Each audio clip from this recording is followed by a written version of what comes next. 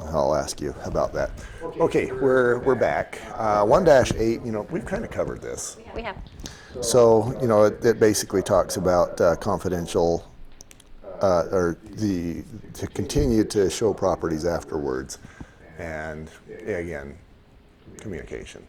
So let's go to 1-9. Now, what I'm noticing here, we've got a list on this one. We've got a list of 3 items, and then item number 3 goes A, B, C, and D. And item number 1 says reveal confidential information.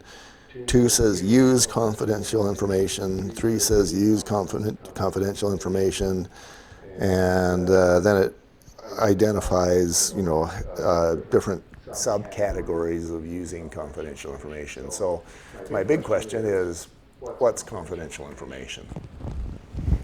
About anything. Yeah.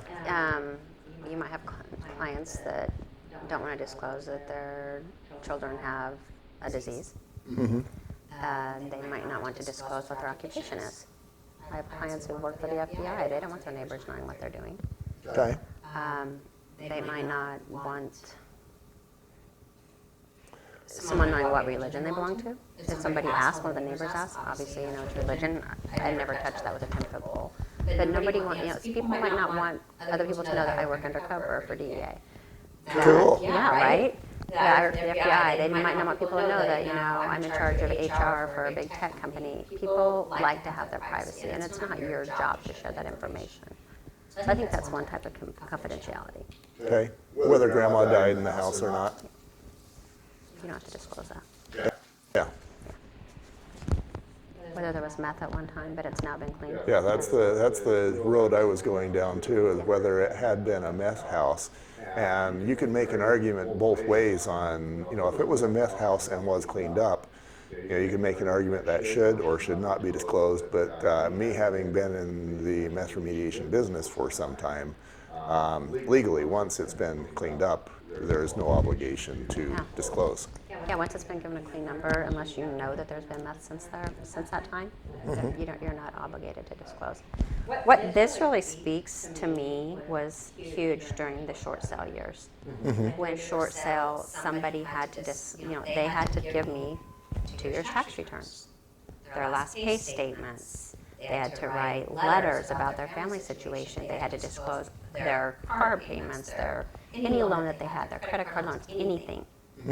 How many people were living in the house? That is a lot of personal information. And I was responsible for that. And it had to be updated, like paychecks and stuff every month.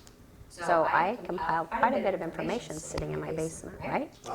So if someone broke into your home, or somebody who was dishonest got in there and got a hold of everyone's Confidential information. They've got social security numbers, they've got income, they've got addresses, they've got everything they need to commit fraud. And I remember being very terrified that there would be some unscrupulous people who would use this information, for their own gain later in years. Thankfully, we've never seen that, that I was terrified for. Like that sort of thing, like when my files, and the hard thing was that you were required to keep all this information in case your file got pulled forward.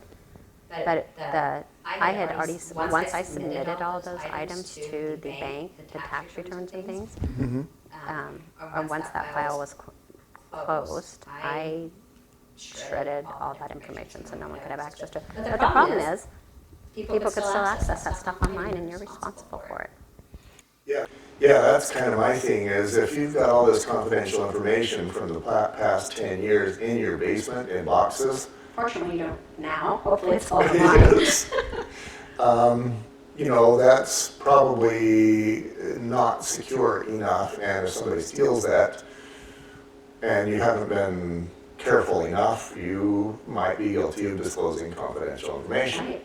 You shred that thing with the smallest shredder you can possibly get. So yeah, I'm thinking, my first thought was, well, get a secure or something, but my second thought is, no, it just needs to not be in your basement. Hand it to your broker, and in today's age, it's electronic. Right, but the broker had to keep a copy of it, so did the agent, for 3 years, plus the remainder of the year that the transaction happened.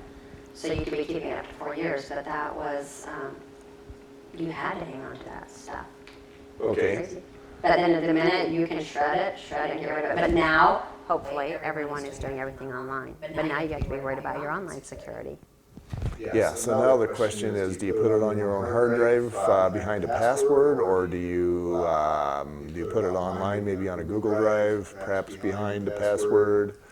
Those are things that should be You considered. could definitely consider, yeah.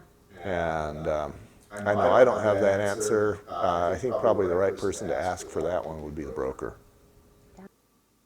And you know, a lot of people, like when they write, you know, when they send an offer in, you can ask your clients if they want to write a letter to tell about their family. But I wouldn't just volunteer the information. Thank you very much. We'll be back with 1-10.